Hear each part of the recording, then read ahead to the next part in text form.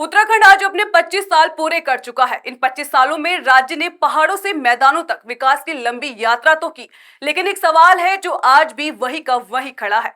मुख्यमंत्री की कुर्सी आखिर कब तक हिलती रहेगी?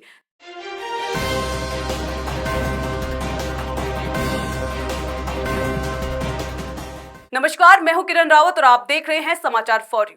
इन 25 सालों में सरकारें बदली, मुख्यमंत्री बदले, लेकिन सत्ता संभालते ही कुर्सी छीनने की फुसफुसाहट शुरू हो जाती है।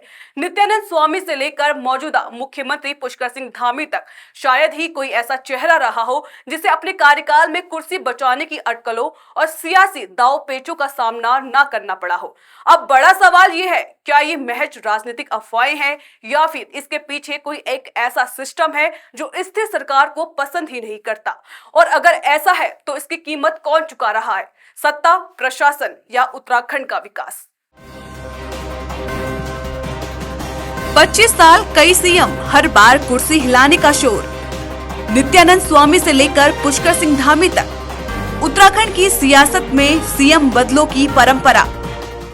उत्तराखंड की सियासत का एक ऐसा सच, यहाँ मुख्यमंत्री बनना जितना मुश्किल नहीं, उससे कहीं ज्यादा मुश्किल है कुर्सी बचाए रखना।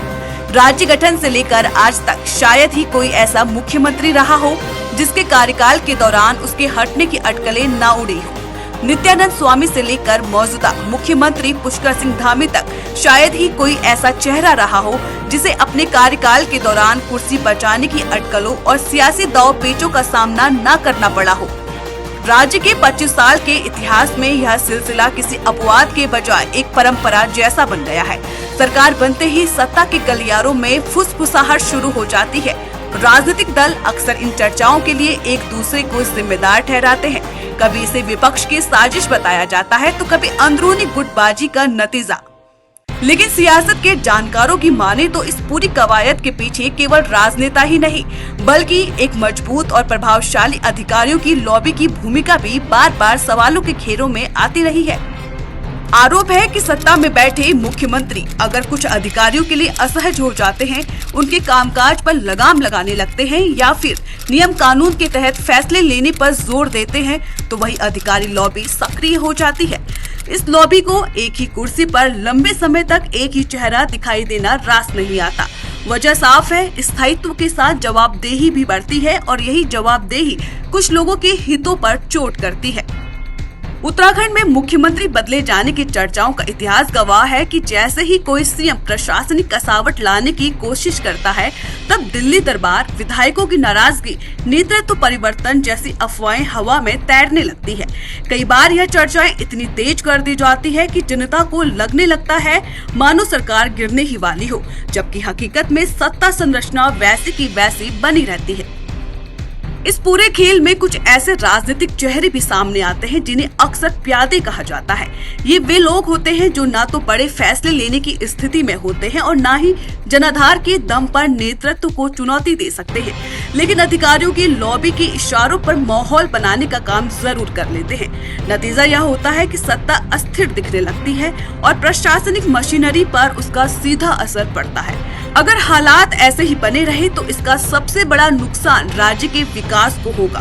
बार बार नेतृत्व परिवर्तन की चर्चाओं से नीतिगत फैसले लटकते हैं, अफसरशाही निर्णय लेने में हिचकिचाती है और विकास योजनाएं कागजों में सिमट कर रह जाती है। वहीं दूसरी ओर इस अस्थिरता का फायदा वे चंद लोग उठा लेते हैं जो व्यवस्था में रहकर अपनी जेब भरने में लगे रहते हैं। मौजूदा मुख्यमंत्री पुष्कर सिंह धामी के कार्यकाल में भी समय समय पर ऐसे ही कयास लगाए जाते रहे हैं।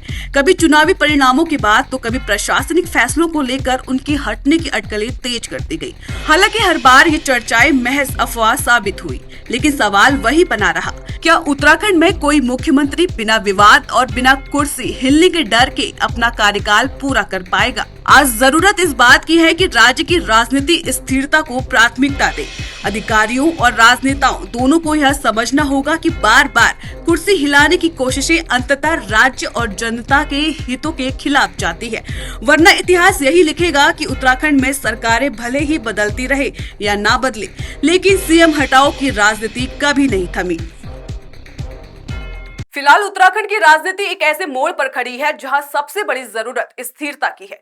बार बार मुख्यमंत्री बदलने या बदलने की चर्चाओं से न तो शासन मजबूत होता है और न ही विकास को गति मिलती है। अगर राजनीतिक दल और सिस्टम समय रहते ये नहीं समझ पाए तो नुकसान किसी एक चेहरे का नहीं बल्कि पूरे राज्य का होगा। सवाल अब भी वही है, क्या उत्तराखंड को कभी स्थिर नेतृत्व मिल पाएगा या सीएम हटाओ की राजनीति यूं ही चलती रहेगी।